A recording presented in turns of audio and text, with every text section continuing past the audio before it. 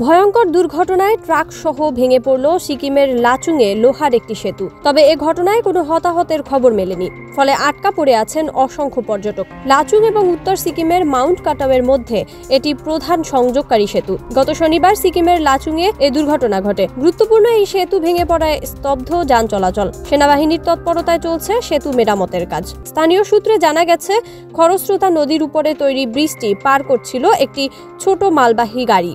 গাড়িটির চালক হঠাৎ লক্ষ্য করেন ব্রিজটির একাংশ একদিকে কাত হতে শুরু করেছে এবং নিচের পাটাতনের অংশ ভাঙতে শুরু করেছে।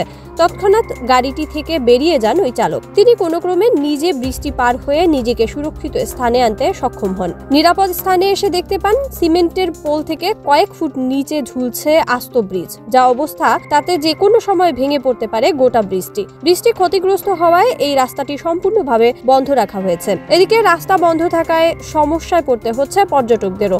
বন্যা, বৃষ্টি, ধস, একের পর এক প্রাকৃতিক বিপর্যয়ের কবলে সিকিম। আবারও দুর্ঘটনার সাক্ষী থাকলো সৌন্দর্যের সিকিম।